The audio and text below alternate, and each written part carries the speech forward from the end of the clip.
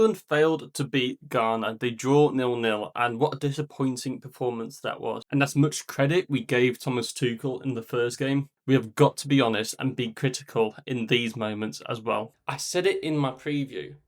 I'm not sure why Bellingham would start as a 10 in this type of game. In this type of game, we knew Ghana was going to sit back, and I'm surprised Anthony Barry said he was surprised by Ghana sitting back. Every regular fan knew this was going to happen. How can they not know that was going to happen as well? But when a team sits back so much, you do need just some sort of twinkle toes. You do need a player who's a bit more agile, who can create something out of nothing in really tight spaces. That is not Jude Bellingham. And that's okay. That's not diminishing Jude Bellingham's talent. That's not saying that he's a bad footballer. That's not saying against bigger teams where we're going to have a bit more space to play into, he cannot play the 10. He can play the 10 then. But in these type of games, it does not suit him to play as a 10. And that's why I said Declan Rice, he's had a very long season. Bellingham, he's a world-class number 8 in my opinion. Why don't we just play him in Declan Rice's position and let Declan Rice have a day off? He ended up having a very good match at the end, Declan Rice, but at the same time, at the end of this game, he was limping off the pitch. Again, and again. He does it every single game.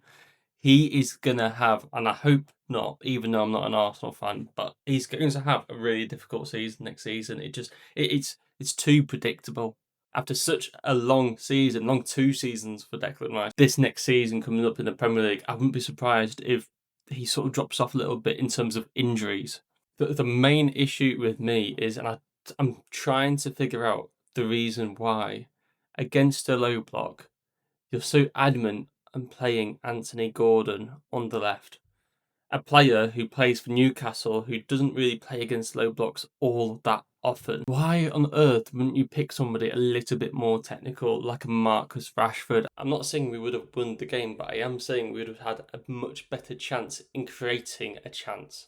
Honestly, I'm surprised that Iberiche Eze didn't come on until the 74th minute. Morgan Rogers, 74th minute. Marcus Rashford. We want a manager that's going to be proactive. And this game, it all just felt a little bit English. It all just felt a little bit Southgate, might I say.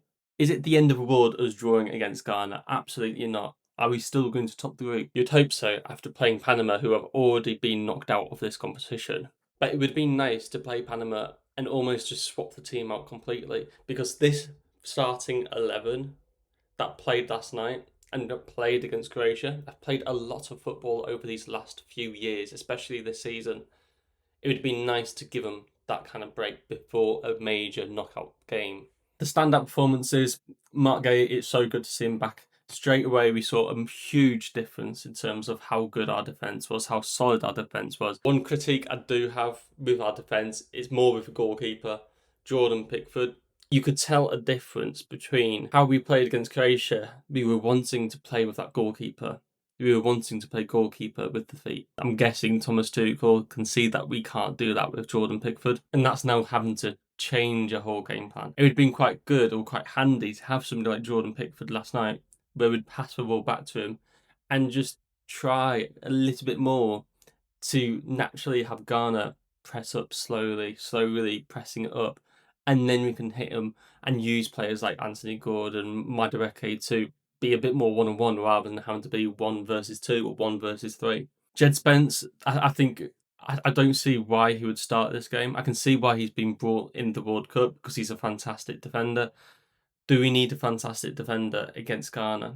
Yeah, you could say that on the counter, we need him. But let's have a bit more confidence. Let's have a bit more belief. Nico O'Reilly isn't really a bad defender. He's not as good as Jed Spence, but it would have been handy to have somebody as tall as him, somebody as attacking as him in the areas of a box which he likes to get into, when we are just needlessly crossing it in and finding nobody. Ezri Konsa, he was really lucky to get away with that penalty. I think it should have been a penalty, realistically.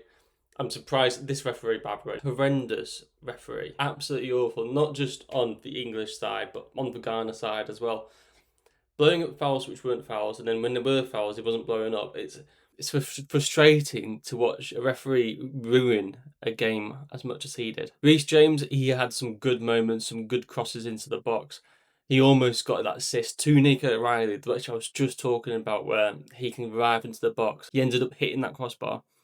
But at the same time, Reece James, he could have been a lot better as well in terms of he gave away some needless corners, he gave away the ball needlessly. We know we've got better with Reece James to come. Anderson and Declan Rice, I'll speak about these as a two.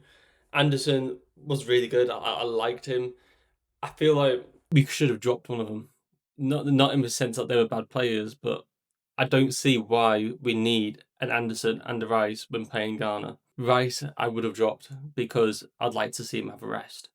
And then put Jude Bellingham as an 8. I don't see why people just only see him as a 10. And he's a much better 8 in my opinion. And then I would have had Morgan Rogers in the Jude Bellingham position, because Bellingham last night, I don't know how he managed to get man of the match. To me, he was the worst English player. To me, he didn't create anything. To me, he struggled on the ball. And that's because it's just not his game. Playing in really tight spaces around loads of players, it's just not his game. He's much better in a bit more space. Harry Kane as well, didn't see him really. And then he had a massive miss. 9 times out of 10, you'd expect him to score. And again, it just all felt very English, this performance. I think Madueke's performance last night perfectly explained why a lot of Chelsea fans weren't too fussed in him leaving to go to Arsenal. Because yes, he can have good moments, but his good moments come every 2 out of 10 attempts. And the other moments after that, he doesn't really have any end product. He doesn't really have any finishing quality. And that's what you sort of need if you're going to be starting for England. I don't blame Tuchel for him starting. If Saka's not 100% fit, let's put him on the bench. But now we're in a position where, against Panama, we have to win. We have to win. It was a disappointing game by England, a disappointing performance by the players, but also by the manager. But at the same time, England quite famously don't always win every single game in the group stage. Does this mean that we're not going to win the World Cup? Probably not. But does it mean that we will win it? Probably not as well. I think, if anything, this game and the Croatia game shows that where England are going to struggle is potentially against Mexico. Potentially in that round 32 game, where I think right now it's DR Congo, where they are going to sit back because they've just seen the blueprint right now. And England don't have much space to run into. And if we're going to be playing Bellingham as a 10 against a team like DR Congo in the round of 16, or whoever it might be, then we're going to be struggling. We need to have a bit more magic at their feet when it comes to players playing at the 10, playing far up against a low block.